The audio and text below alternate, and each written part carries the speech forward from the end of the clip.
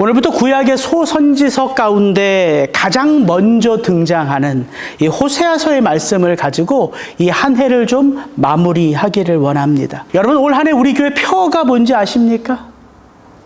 혹시 잊지 않으셨죠? 내가 이 반석 위에 내 교회를 세우리니. 이게 올해 우리 교회 표어입니다. 교회를 세워가시는 분은 사람이 아니죠. 우리 주님이 교회의 머리이시고 성령님께서 친히 교회를 세워가십니다. 그런데 솔직히 이 시대 교회의 모습은 어떻습니까? 어느 순간부터인가 교회를 바라보는 이 세상의 시선이 이전과는 너무나도 달라져 있음을 우리가 좀 느끼지 않습니까?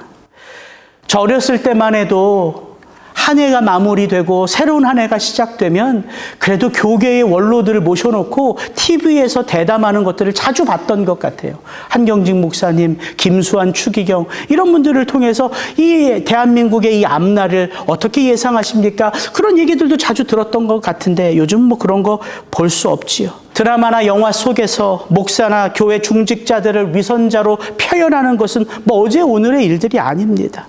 여러분, 뭐가 문제일까요? 교회에 대한 세상의 기대가 너무 컸기 때문입니까? 그래서 실제 교회인 우리들의 모습을 보며 너무 실망했기 때문에 그렇게 교회를 비난하는 것일까요? 아니면 하나님이 더 이상 교회를 통해서 세상을 바꿔가시는 데 있어서 하나님이 관심이 없으신 거예요? 아니면 교회의 머리 되신 예수님의 능력이 이전만 못해진 것입니까? 여러분, 어떻게 생각하세요? 왜 교회는 이렇게 손가락질 당해요? 시대가 가면 갈수록. 문제의 근원은 하나님도 세상도 아닌 바로 교회인 우리 자신이 아닐까 싶은 거죠. 예수 안에서 우리가 구원받은 것은 분명한데 그 구원이 도대체 무엇을 의미하는지에 대한 진지한 고민이 없기 때문에 신앙생활을 오래 해도 우리가 하나님을 몰라도 너무 모르는 것은 아닌가 싶은 거지요. 늘 하는 말이지만 우리는 하나님을 잘 알아서 구원받은 게 아니죠.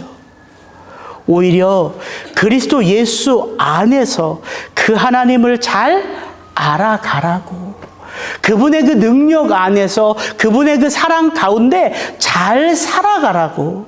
그래서 하나님이 이 땅을 향하여 도대체 어떤 마음을 갖고 계시고 어떤 뜻을 품고 계신지를 그 하나님의 뜻을 잘 헤아리면서 이 세상을 한번 변화시켜 보라는 그런 하나님의 뜻인데도 불구하고 우리는 구원받고 나서 오히려 이전보다 더 강렬하게 나 자신을 세워가고 있는 것은 아닌가 싶은 거죠.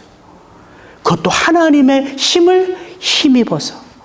바울은 갈라디아 교회를 향하여 이렇게 호되게 책망합니다. 너희가 이같이 어리석느냐? 성령으로 시작하였다가 이제는 너희 육체로 마치려 하느냐?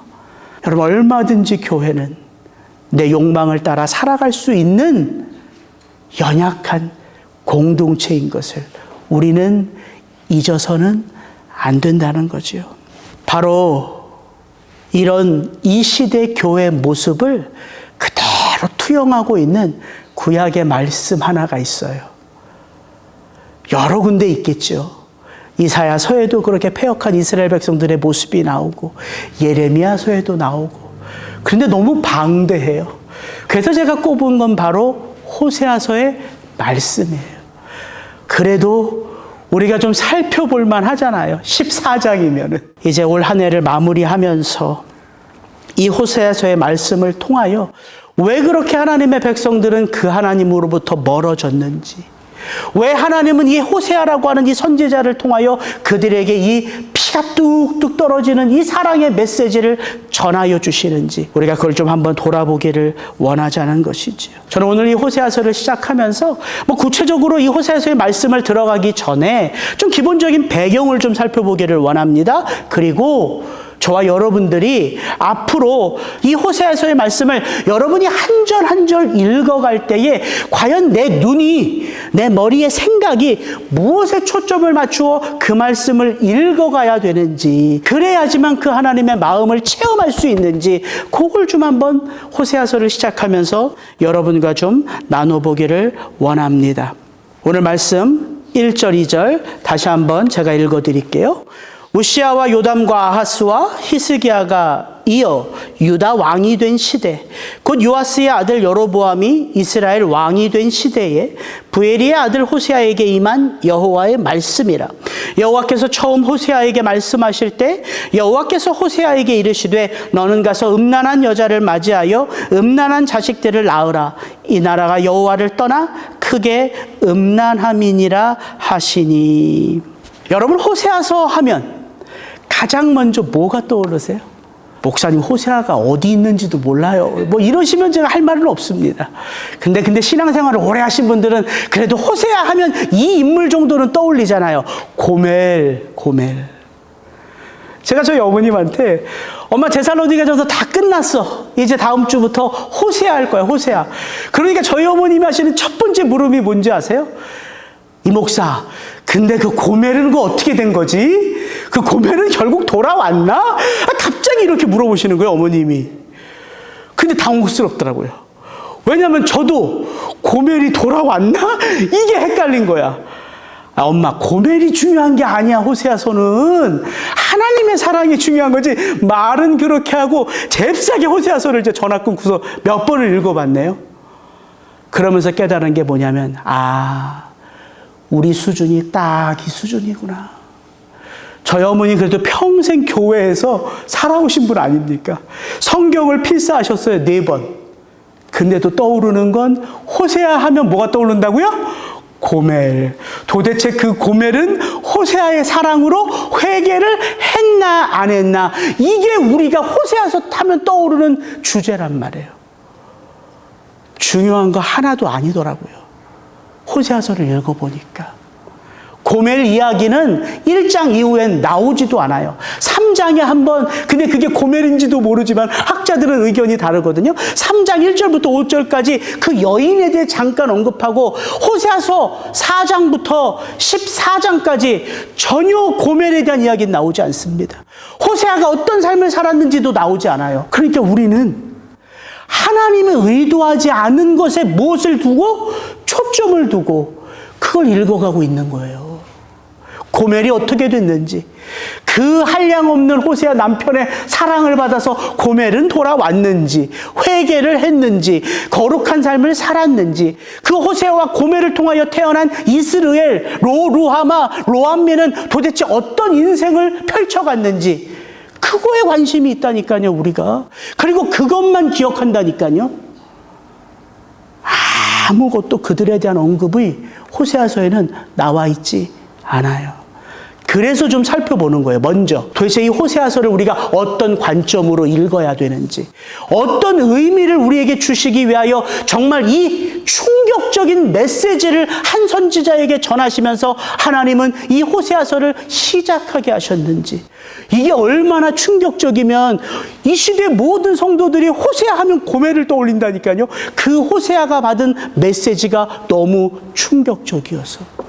아니, 생각해 보십시오. 이제는 신학교를 막 졸업하여 안수를 받은 목사에게 하나님이 주신 메시지가 어느 선교지로 가서 복음을 전하라, 어떤 교회를 개척해서 하나님의 뜻을 이루어라가 아니라 창기촌에 들어가서 창녀를 얻어서 그녀를 사랑하여 음란한 자식을 낳으라 했다면 그게 하나님의 음성이겠냐고요. 그렇게 제가 그런 삶을 살았다면 누가 저를 하나님의 선지자로 여기겠냐고요. 성경은 말하거든요. 제사장은 부인도 함부로 얻을 수 없어요. 창기를 아내로 얻는다고요? 얘 돌 맞아 죽을 짓입니다. 그런데 하나님이 그렇게 하시잖아요. 왜 그럴까요? 이 충격 요법이 아니면 그 누구도 하나님에 대해서 한 번 더 생각할 마음의 여유가 없기 때문이에요. 그래서 오늘 저와 여러분이 이 호세아서를 앞으로 읽어갈 때에 이 말도 안 되는 명령을 정말 아무 말 없이 순종하는 호세아의 관점에서 이 호세아서를 쭉 읽어가도 아마 생각할 수 있는 것들은 많이 있을 거예요. 아, 순종하는 믿음이란 어떤 것인가? 아니, 이렇게 자기가 사랑하는데 또 바람이 나고 또 바람이 나고 그 바람난 자기 와이프를 값을 지불하여 또 사오는 이 호세아 남편의 심정은 어떤 마음일까? 우리가 순종하는 믿음에 대해서 생각할 것은 많을 수 있지만 결코 호세아서는요, 호세아의 삶에 대하여, 고멜의 회개에 대하여, 그 세 음란한 자녀들의 인생에 대하여 우리에게 말하고 있는 책이 아니라는 거예요. 그걸 먼저 기억하셔야 돼요. 그래서 여러분의 뇌리 속에 호세아 고멜을 빨리 잊어버려요. 그럼 왜 하나님이 이런 충격적인 이야기로 이 호세아서를 시작하시는가? 그걸 알아야죠. 그게 중요하니까. 고멜이 누구라는 거예요? 고멜이 누구예요? 음란한 이스라엘 백성들. 그게 2절이에요. 여호와께서 처음 호세아에게 말씀하실 때 여호와께서 호세아에게 이르시되 너는 가서 음란한 여자를 맞이하여 음란한 자식들을 낳으라. 왜? 이 나라가 여호와를 떠나 크게 음란함이니라. 고멜의 이야기를 하나님이 시작하게 하신 건 그 고멜이 누구이기에? 음란한 이스라엘 백성들. 여러분, 고멜만 음란하지 않았어요. 호세아서를 쭉 읽어보면 왕들도 음란했고 제사장들도 음란했고, 호세아라고 괜찮겠습니까? 호세아도 똑같이 음란한 백성들 중에 한 사람일 뿐이에요.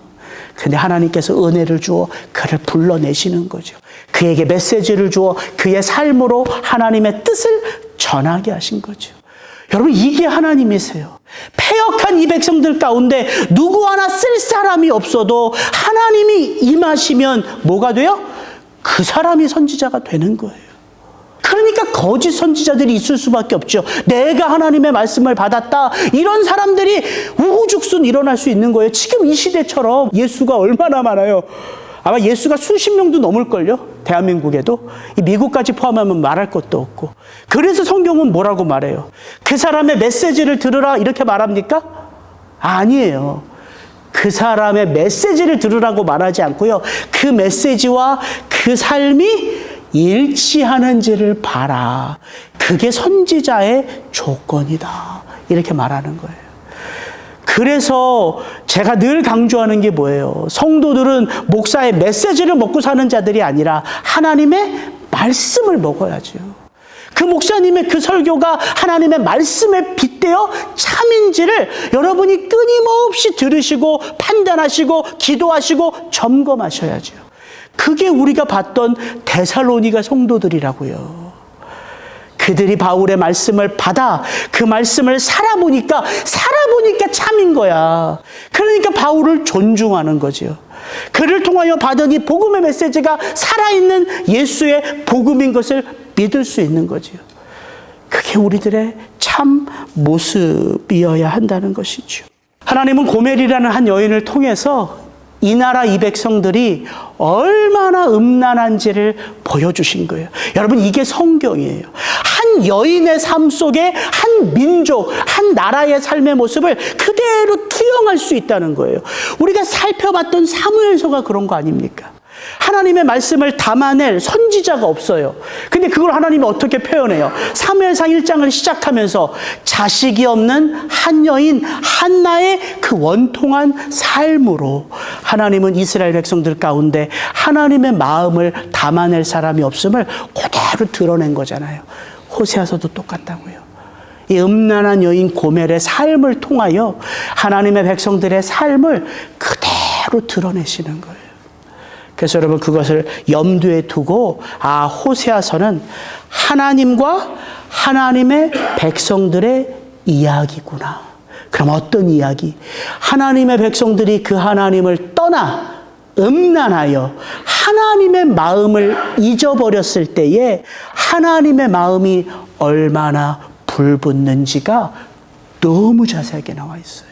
여러분, 오늘 교회를 세워가시는 분은 예수 그리스도시죠. 예수 그리스도. 그래서 우리가 그 복음서를 보는 거 아닙니까? 복음서의 예수의 삶이 이 땅에 하나님의 나라가 어떻게 시작되었는지를 우리 가운데 보여주기 때문에, 하나님의 사랑이 그 예수 그리스도의 삶을 통하여 우리 가운데 어떻게 나타나는지, 그래서 우리가 복음서를 보는 거예요. 복음서. 그래서 예수님이 보여주신 모든 사역들은 완전한 하나님의 통치와 다스림 안에 우리가 과연 어떻게 살아갈 것인지를 맛보게 하신 거라고요. 눈이 열리고요, 귀가 열리고요, 마음이 씻겨 나가고요, 귀신이 떠나가요. 그래야지만 누구의 말씀이 누구의 말씀으로 들려올까요? 예, 그래야지만 하나님의 말씀이 하나님의 말씀으로 들려오는 거거든요. 그런데 이 예수님의 이 모든 사역이 구약에 그대로 예언되어져 있다면, 여러분, 그걸 우리가 봐야 되는 거 아니겠습니까? 그게 호세아서예요. 호세아의 이름의 뜻이 뭔지 아세요? 호세아, 여호수아란 뜻이에요. 여호수아의 이름이 눈의 아들 호세아였잖아요. 그 호세아의 이름을 여호수아로 개명한 거예요. 그러니까 호세아나 여호수아는 뜻이 같아요. 그런데 이 뜻이 또 무엇과 같을까요? 호세아, 여호수아, 이걸 헬라식으로 부르면 좌슈아예요. 뭐예요? 예수예요, 예수. 호세아, 여호수아, 예수는 같은 뜻이에요. 어원이 같아요. 야훼 하나님이 구원하신다, 이 뜻이에요. 그러니까 하나님은 호세아라는 한 사람의 삶을 통하여 하나님이 이 패역한 자기 백성을 어떻게 구원하실지를 담아놓으신 책이 바로 이 호세아서라는 거죠. 그래서 호세아서를 읽어보면 하나님의 그 불붙는 마음이 나오는데, 그냥 우리가 하나님은 사랑이시라 이렇게 하나님의 사랑에 대해서 막연한데, 호세아서를 읽어보면 그 하나님의 사랑은 막연하지 않아요. 그 하나님의 사랑은 불붙죠. 어떤 때에는요, 하나님이 당장 다 쓸어버리실 것처럼 분노하세요. 하나님이 분노하시는 하나님. 근데 그 분노도 하나님의 사랑이라는 거예요. 하나님이 심판과 저주를 말씀하시는데요, 참 신기해요. 심판과 저주를 말씀하시는 그 대목에 몇 줄만 더 읽어가면 또 뭐가 나오는지 아세요? 회복과 축복이 나와요. 여러분, 이게 성경이에요. 그러면 그 중간에 뭐가 있어야 돼요? 심판받아 마땅하고 죽임받아 마땅하고 저주받아 마땅할 자에게 하나님이 이렇게 불같은 심판과 저주를 외쳤는데, 그들이 축복을 받고 회복을 이루어지고 번영을 하려면 그 중간에 뭐가 있어야 돼요? 회개가 있어야 되잖아요. 그 심판과 저주의 메시지를 받은 하나님의 백성들의 돌이킴, 회개가 있어야 되잖아요. 근데 호세아서에는 그게 안 나온다고요. 돌이킴이 안 나와요. 회개가 안 나와요. 심판과 저주, 축복과 번영만 나와요. 이게 호세아서의 특징이에요. 하나님의 사랑은 타협하지 않는다는 거예요. 저주하셨다가 그냥 마음 돌이키셔서 그래 그냥 눈 감으면 되지 너 죄, 이런 게 아니란 말이에요. 그들이 돌이키지 않아도, 그들의 돌이킴의 이야기가 없어도 누가 그들을 돌이키세요? 하나님이 반드시 그들을 돌이키신다고요. 어떻게? 결국은 이스라엘 백성들은 아수르의 포로로 망해요. 유다는 바벨론의 포로로 망해요. 그러면 하나님의 백성들의 이야기가 끝인가요? 아니요. 망한 그곳에서 하나님이 다시 그 씨를 심어 다시 돌이키게 하세요. 그리고 그 씨가 다시 번성해요. 그래서 우리는 알죠. 아브라함의 씨는, 아브라함의 자손은 뭐다? 그리스도 예수다. 그래서 교회가 영적 이스라엘인 거예요. 그래서 호세아서의 이야기를 읽을 때 이게 구약의 이스라엘 백성들의 이야기로 읽으면 재미가 없고요, 교회 이야기를 읽으셔야 돼요. 왜? 예수 그리스도가 교회의 머리인 것처럼 하나님은 호세아를 통하여 하나님의 불붙는 사랑을, 하나님의 타협하지 않는 사랑을, 하나님의 진노하시는 사랑을, 하나님의 반드시 돌이키시는 사랑을 다 드러내셨기 때문이에요. 그래서 여러분, 호세아서의 이야기를 읽을 때 이게 교회 이야기구나. 지금 우리들의 이야기를 하는 거구나. 이런 마음으로 읽어야지만 이 이야기 속으로 여러분이 들어가실 수 있어요. 한 걸음 한 걸음 더 깊이 들어가실 수 있어요. 들어가시면 재밌어요. 처음에는 이게 무슨 이야기인가 싶은데 재밌어요. 오늘 이제 호세아서 1장 1절에 보면 이렇게 되어 있어요. 우시야와 요담과 아하스와 히스기야가 이어 유다 왕이 된 시대, 곧 요아스의 아들 여로보암이 이스라엘 왕이 된 시대에 부엘리의 아들 호세아에게 임한 여호와의 말씀이라. 사람 이름이 더 많이 나오는 것 같아요. 여러분, 이게 구약을 읽을 때 우리가 어려운 거죠. 아세요? 우시야가 몇 대 왕인지? 아마 그 다음이 요담이고 그 다음이 아하스고 그 다음이 히스기야인가 보죠? 그럼 여기 나오는 이 여로보암은 또 누구예요? 아니, 분명히 남유다와 북이스라엘로 나뉠 때 그때 르호보암이 남유다의 왕이 되고 솔로몬의 아들로, 북은 느밧의 아들 여로보암이 왕이 되는 거잖아요. 근데 여기서 또 여로보암은 또 누구예요? 이런 게 이제 구약을 읽을 때 우리가 어려운 거죠. 근데 여러분, 목사도 그 이름이 갖고 있는 그들의 삶의 이야기, 하나님과 함께한 이야기들 다 몰라요. 목사도 그냥 또 말씀 읽을 때 공부하고 또 말씀 읽을 때 공부하는 거예요. 그래서 오늘을 제가 이 호세아서를 여러분이 읽을 때 여러분이 기억하셔야 될 걸 간략하게 나눌 테니까 절대 부담 갖지 마세요. 궁금하세요? 네. 이것만 알면 호세아서를 읽을 수가 있다고요. 호세아서는 북이스라엘의 여로보암 2세 때를 배경으로 해요. 그러니까 여로보암 2세의 한 중간 때부터 시작해서 호세아는 북이스라엘이 멸망할 때까지 그 북이스라엘의 멸망을 지켜봤던 선지자예요. 그러면 이 북이스라엘의 여로보암 2세라는 왕은 누구냐면, 여러분, 우리가 사울, 다윗, 솔로몬 다음에 이제 이스라엘이 남과 북으로 나뉘죠. 정통성은 어디에 있어요? 남쪽 유다에 있어요. 유다와 베냐민 지파 두 지파, 나머지 10지파는 북이스라엘을 이루어요. 정통성은 남유다에 있어요. 유다의 23명의 왕들은 다 계승된 유다 지파 족속들의 왕이에요.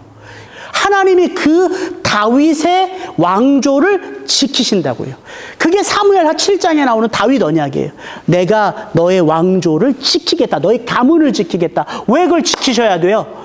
예수 그리스도가 어느 가문으로 와요?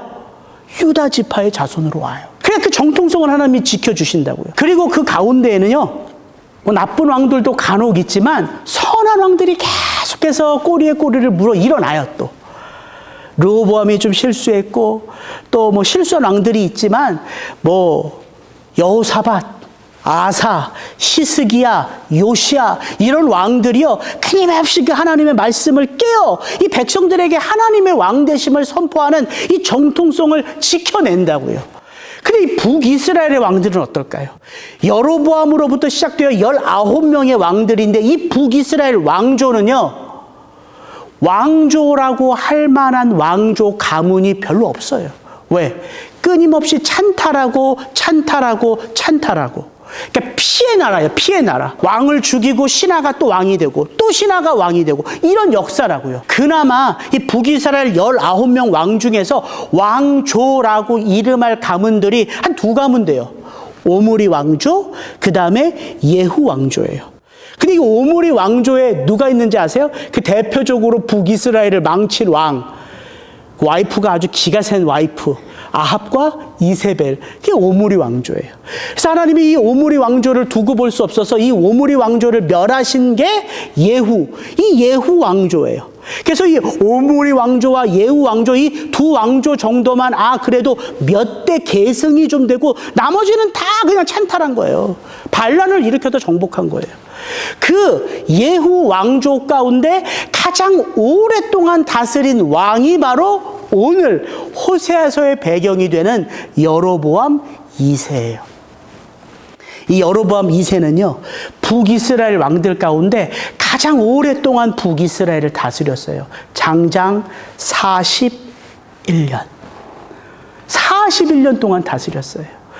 이 여로보암 2세가 죽고 나서 그 다음에 7명의 왕이 서거든요. 그 7명의 왕이 서는데 그 7명의 왕이 북이스라엘을 다스린 연수는 30년밖에 안 돼요.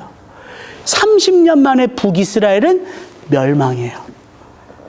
바로 이 여로보암 2세 때부터 이 북이스라엘이 망할 때까지 호세아가 이 북이스라엘이 패망하는 것을 지켜본 선지자라고요. 근데 참 이게 아이러니한 게 이 여로보암 2세는요. 이 19명의 북이스라엘 왕들 중에 선한 왕은 하나도 없습니다. 다 패역한 왕이에요. 그런데 그 중에서도 세상적인 시각으로 보면 정치적, 경제적, 역사적 관점으로 보면 북이스라엘이 가장 부강했던 때가 바로 이 여로보암 2세 때예요. 여로보암 2세에 대한 얘기는 성경에 많이 나오지도 않아요. 제가 그래서 여러분 주보에 넣어드렸어요. 열왕기하 14장 23절부터 29절까지가 여로보암 2세의 이야기가 이게 전부예요. 근데 하나님은 여로보암 2세가 얼마나 군사적으로 강력했고 경제적으로 이 나라를 부강하게 했고 정치적으로 이 나라의 위세를 세웠는지 하나님은 관심이 있을까요? 없을까요? 관심이 없어요. 하나님의 관심은 뭐예요? 물론 그 전부터 계속해서 이 북이스라엘을 음란해졌죠. 그래서 종교 혼합주의 정책이 계속해서 이 나라를 음란하게 만들었어요. 근데 결정적으로 누구 때? 여로보암 2세 때 결정적으로 이 나라가 가장 음란해졌다고요. 왜? 가장 부유했기 때문에. 여러분 이걸 보셔야 돼요. 여러분 호세아서를 읽을 때 그걸 보셔야 돼요. 왜 이스라엘 백성들이 이렇게 음란해졌나? 왜 하나님이 내 백성이 이렇게 음란하다고 말씀하시나? 그 이유가 뭔가? 왜 이스라엘 백성들이 그렇게 하나님을 예배하면서도 그들의 마음이 하나님으로부터 떠나 있었나? 그게 호세아서에 나온다고요. 너무나 구체적으로 나와요. 오직하면 하나님이 내 백성이 나를 모른다. 내 백성이 나를 모른다. 이렇게 말씀하세요. 더 가슴 아픈 건 내 백성이 나를 알려고 하지 않는다. 이거예요. 하나님의 백성들이 하나님을 알려고 하지 않아요. 왜 그런지 아세요? 그들이 하나님을 다 알고 있다 생각하기 때문이에요. 왜요? 그들이 뭘 드리고 있다고요?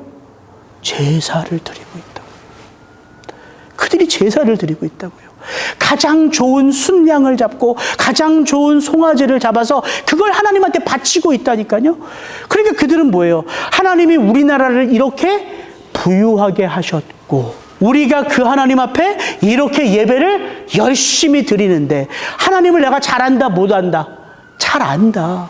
그러니까 하나님이 이렇게 나를 축복하신다. 이런 생각이 팽배해져 있다고요. 그러니까 우리가 이렇게 예배 드리는 것만으로는 제가 이 자리에서 설교하는 것만으로는 하나님 앞에 성공하는 인생이라 보장할 수 없는 거예요. 그래서 중요한 게 뭐예요? 어떤 마음으로 어떻게 예배하느냐예요. 여러분 인류 첫 번째 예배가 누가 드렸죠? 가인과 아벨의 예배를 소개해요. 그 가인과 아벨의 예배를 소개하면서 하나님은 그 첫 번째 예배에 이미 하나님이 받으시는 예배가 있고 하나님이 거부하시는 예배가 있음을 밝혀주세요. 가인은요 하나님을 예배하고 나서 뭐가 됐어요? 동생을 죽이는 살인자가 됐어요.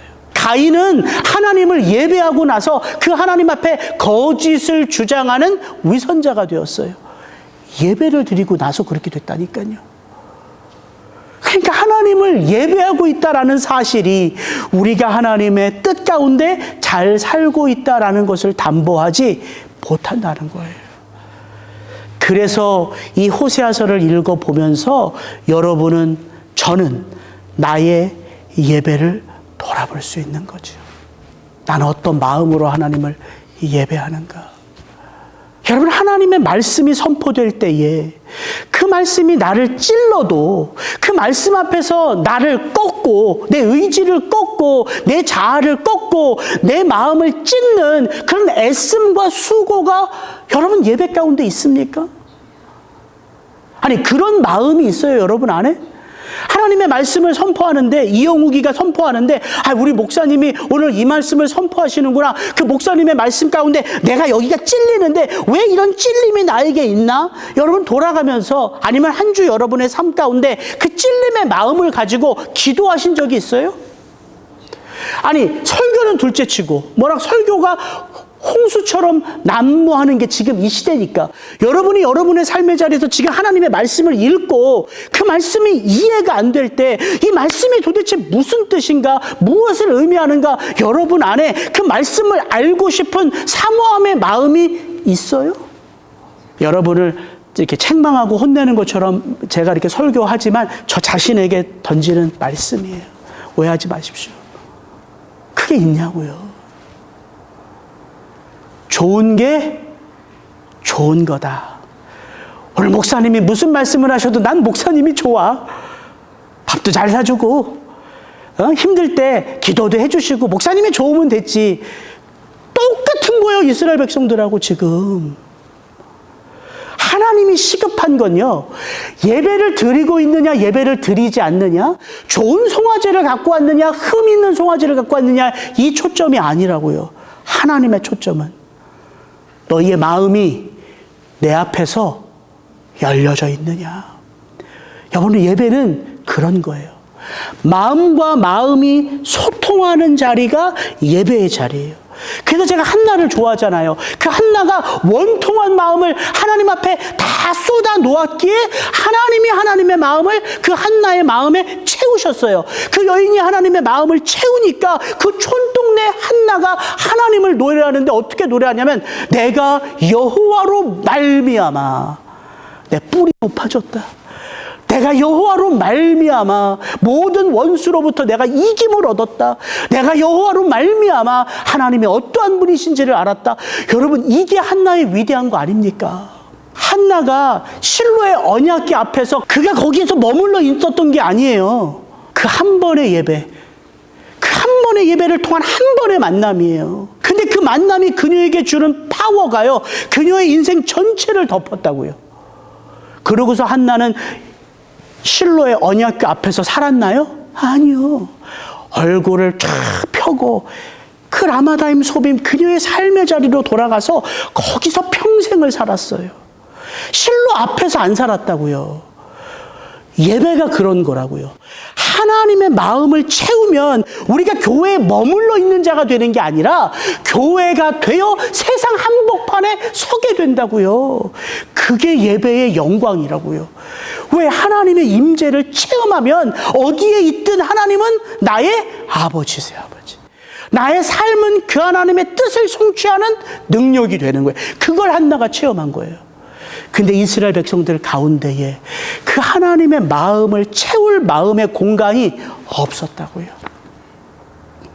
전부가 다 내가 중심이었어, 내가. 하나님이 나를 이렇게 풍요롭게 하시니까 이거 돈벌이 좀 되네? 내가 이걸 가지고 돈벌이를 더 좀 해야 되겠다. 모두가 다 제사장은 제사장들대로, 왕은 왕들대로, 장사꾼은 장사꾼들대로, 재판관은 재판관들대로 전부 다 자기 욕망에 빠져서 하나님을, 내 욕망을 채우는 수단으로 여기며 그 하나님을 예배했다고요. 돌아볼 수 있죠. 이 호세아서의 말씀을 읽어가면서 내 마음을 거울로 비추어서 돌아볼 수 있죠. 호세아서를 그렇게 읽어야 된다고요. 지금 오늘 나의 삶은 어떤가? 오늘 나의 예배는 어떤가? 돌아볼 수 있다고요. 그리고 이걸 알 수 있어요. 하나님으로부터 멀어진 자의 삶이요, 그 제사의 자리를 떠나서 그들이 삶의 자리로 흩어져 갈 때에 그 하나님이 채워지지 않는, 욕망으로 가득 채워진 그 이스라엘 백성들 한 영혼 한 영혼이요, 흩어져 가서 그들의 삶의 전 영역이 다 욕망으로 덮어져 버리는 거예요. 다 죄악으로 덮어져 버리는 거예요. 그러니까 나라가 무너지는 건 순식간이죠. 그래서 제가 전도서를 나누었던 게 뭐냐면, 한 사람이 한 사람, 한 끼의 식사. 전도서가 그걸 우리에게 도전해요.